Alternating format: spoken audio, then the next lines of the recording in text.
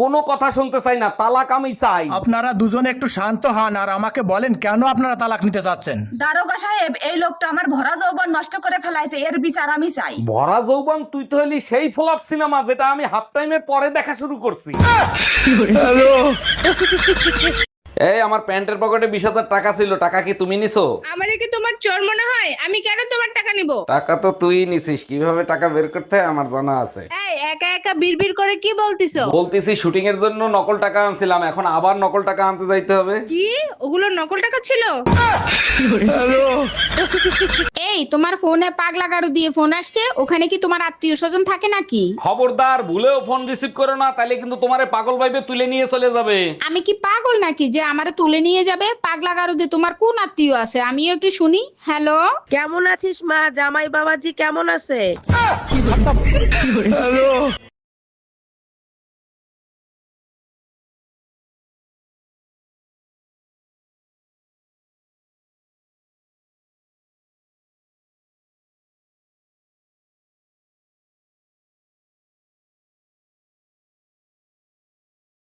শালি কামডা করলো কি, একবারে গুড়া দিয়ে কেটে ফেলাইছে। এইবার যদি শিক্ষা হয় তোমাদের, আর যাবা ফাউ খাইতে? ডাক্তার এখন অনেক আধুনিক হয়ে গেছে, জোড়া দিলে 3 মাসের ভিতর ঠিক হয়ে যাবে। জোড়া দিলে ঠিক হইতে পারে, কিন্তু আগের মতো আর কথা বলবে না।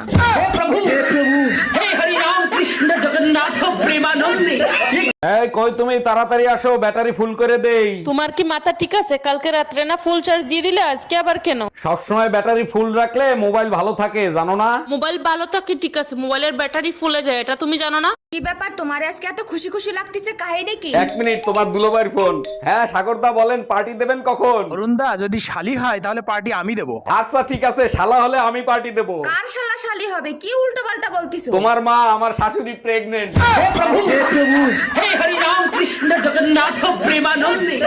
আচ্ছা ভাবি, আপনি আর আপনার শাশুড়ি যদি বাঘের সামনে পড়েন তখন আপনি কি করবেন? শাশুড়িরে বাঘের সামনে ধাক্কা দিয়ে আমি পালিয়ে যাব। আপনার শাশুড়ির মৃত্যুর মুখে ফেলে আসবেন? আমার শাশুড়িকে তো চিনেন না, তার সুপা শুনলে বাঘের বংশ শুদ্ধ আত্মহত্যা করবে।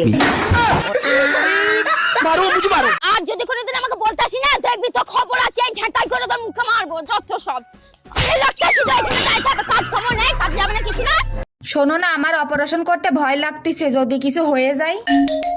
হ্যালো অরুণদা, 2 লাখ টাকা দিয়ে নাকি বৌদির অপারেশন করতেছেন? এত টাকায় তো আপনি নতুন আরেকটা বিয়ে করতে পারতেন। সি সাগরদা, আপনি বন্ধু নামের কলঙ্ক, এই কথা আপনি আগে বলবেন না, অর্ধেক টাকা তো আমি জমা দিয়ে ফেলাইছি। আগে তোরে মার্ডার করব, তারপরে আমি অপারেশন করব।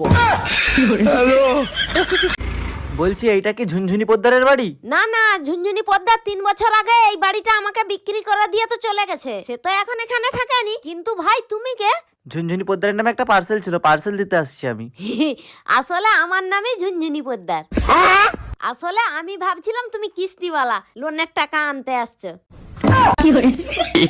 এই পাশের বাড়ি পুলিশ আসছে কেন? এই ব্যাপারে তুমি কিছু জানো নাকি? জানি, কাল রাতে পাশের বাসার ভাবি একটা ছেলের সাথে পলায় চলে গেছে। এর জন্য তুমি মন খারাপ করে আসো কেন? ভাবির চরিত্র তো খারাপ, সে তো আমার ভাইয়ের সাথেও সম্পর্ক করতে চাইছিল। আমার মন খারাপ না, টেনশনে আছি, পাশের বাসার ভাবি তোমার ভাইয়ের সাথে পলায় গেছে। তাই পাশের বাসার ভাবিরে দেখছো কি বিশ্রী ভাবে শাড়ি পরে? কোন ভাবি, যারে সবাই এখন আন্টি বলে ডাকে? আরে হ্যাঁ, পেট বের করে শাড়ি পরছে, পেটের বিশ্রী কালো দাগ দেখা যায়। আরে বুকা, ওটা কালো দাগ না, ওটা হলো পেটের নিচে ট্যাটু আঁকানো। আজকে তোরে খাইছি, ওইটা তো তুই দেখলে কি করে? Bye bye.